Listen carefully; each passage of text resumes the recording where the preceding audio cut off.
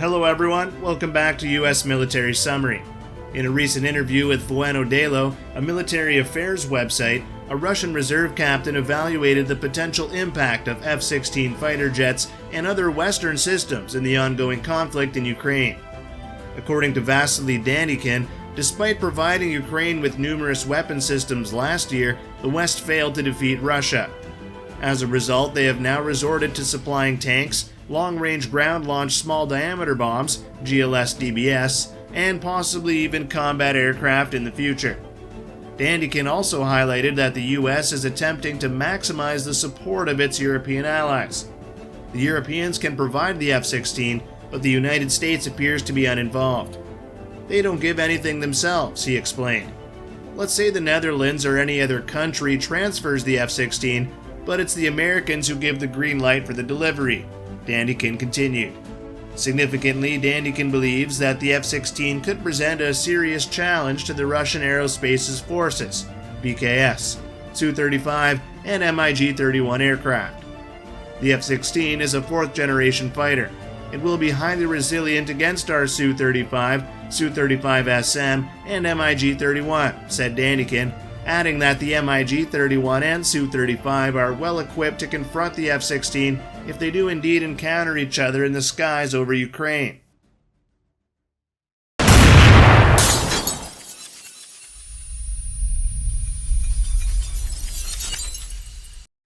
F-16s versus Su-35 in close combat.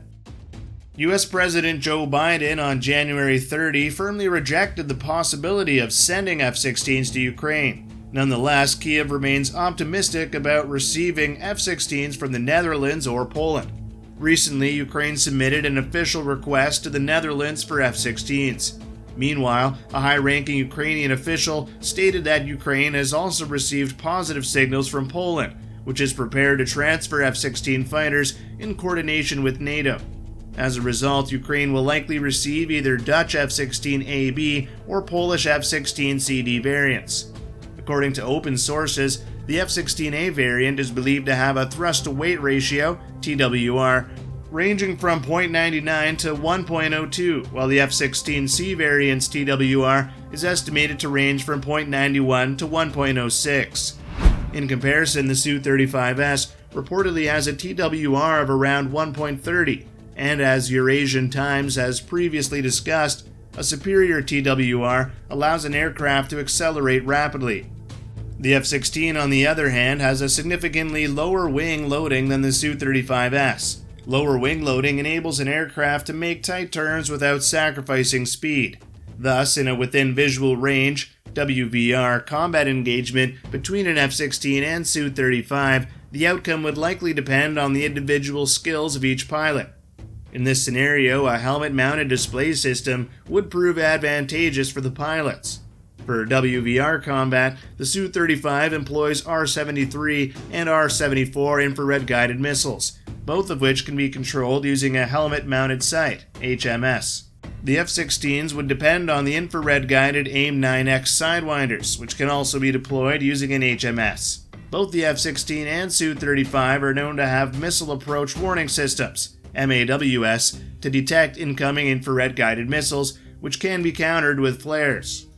There have been documented cases of AIM-9 missiles, including the latest 9X version, failing against Russian infrared flares. However, considering the respective detection ranges and armament of the two aircraft, an engagement is more likely to occur beyond visual range, BVR. F-16s versus Su-35 in beyond visual range combat.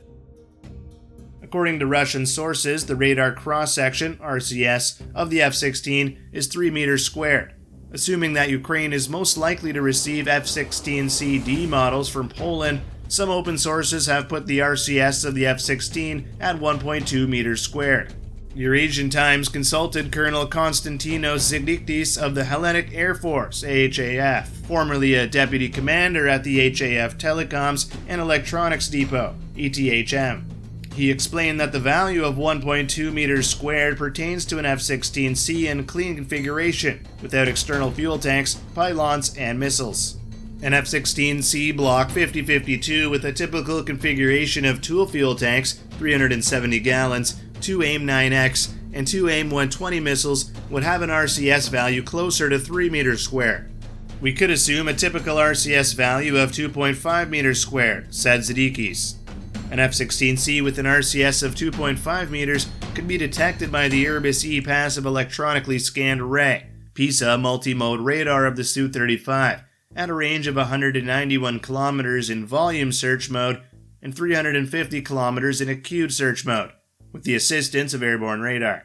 On the other hand, assuming that the S-35 exhibits an RCS value of 3 meters squared, even the latest Viper variant of the F-16 can detect a Su-35 from only about 115 kilometers, using its APG-83 active electronically scanned array AESA radar. So it's clear that the Flanker E has an advantage in radar detection, an essential prerequisite for success in beyond visual range, BVR combat. For BVR engagements, the F-16 would rely on AIM-120 AMRAAM missiles with a range between 50 to 60 kilometers depending on the variant, while the Su-35 could rely on its R-77-1 missiles with an officially stated range of over 190 kilometers. The Russian Su-35S, armed with the R-77-1 air-to-air missile, AAM, has been very effective and lethal against Ukrainian aircraft throughout the war, as per a study on Russian air war in Ukraine conducted by the London-based Royal United Services Institute, RUSI. Ukrainian fighter pilots cited by the experts at RUSI admit that Russia's Su-35S completely outclasses Ukrainian Air Force fighters. The difference in technology between the aircraft of the two air forces mainly comprises the R-77-1 coupled with the excellent look-down, shoot-down performances of the Airbus-E radars on board the Russian fighters. In this context, the service ceiling of the two aircraft might play an important part. The F-16 has a service ceiling of around 15 kilometers, whereas the flanker ceiling exceeds that by about 3 kilometers. Furthermore, the Su-35 could also employ its formidable long-range R-37M missile, which is of particular concern to Ukrainian pilots. According to an American media outlet, a Ukrainian MiG-29 pilot described it as extremely dangerous. The R-37M is a long-range air-to-air missile, AAM, capable of hitting high-speed air targets from over 300 kilometers away. Additionally, the Su-35's Airbus-E, due to its ability to rotate, offers the flankers a much broader look angle of 120 degrees off the center line of the jet, instead of the usual 60 degrees. This can be tactically advantageous for performing a beaming maneuver to evade detection by an enemy fighter. As Eurasian Times discussed earlier, a beaming maneuver involves a fighter turning 90 degrees away, perpendicular from enemy fighter to have a near-zero radial velocity against the enemy aircraft. All current fighter radars use the Doppler shift to measure a target's relative velocity, filtering out the low relative velocities of objects like ground clutter or a beaming fighter that is not moving towards or away from the enemy radar. However, the issue is that while performing a beaming maneuver, the fighter jet would lose its radar picture of the enemy it is trying to evade. Even worse, any radar-guided missile fired from the now beaming fighter will not be able to receive mid-course updates. This reduces the chances of a kill, particularly if fired initially at long range. This is where the Airbus-E's ability to rotate comes into play. It offers a far greater field of view and enables lower detectability for the Su-35, due to enhanced situational awareness for the pilot in case of beaming maneuvers. As a result, a Su-35 pilot can keep track of the missiles already fired in the direction of the F-16, with its radar looking sideways and updating them accordingly. However, even the beaming maneuver has its limits. When asked about the Su-35's capability to perform the beaming maneuver, Colonel Zadikis explained that this tactic may not be applicable when multiple enemy aircraft are in the air. F-16 supported by NATO airborne radar. The Su-35's advantage in beyond visual range, BVR, combat would decrease if the F-16 supplied to Ukraine are equipped with NATO's Link 16 Tactical Data Link Network, which allows all assets on the battlefield to share the same picture. In this scenario, NATO could use its AWACS airborne radar near Ukrainian airspace to provide tracking information to F-16s, and guided the AMRAAMs fired by them mid-flight towards their targets. However, experts warn that NATO AWACS platforms supporting the Ukrainian F-16s could be seen as active participants in the conflict by the Russian leadership.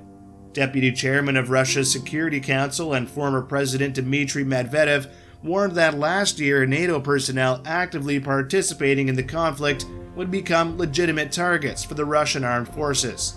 When asked how likely it is that the Russian military would decide to take out the NATO AWACS platform supporting F-16s, Colonel Zadiki said, "No, this would provoke a war between NATO and Russia.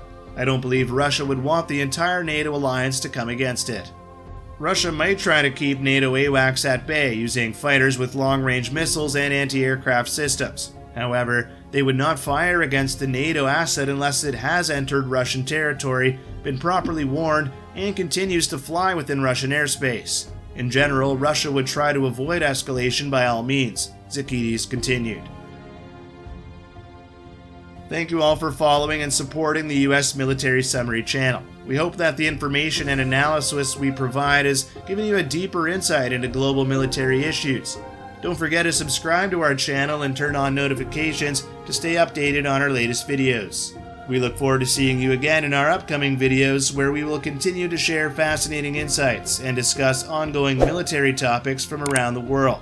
Have a great day and see you soon in our next video on the U.S. Military Summary channel.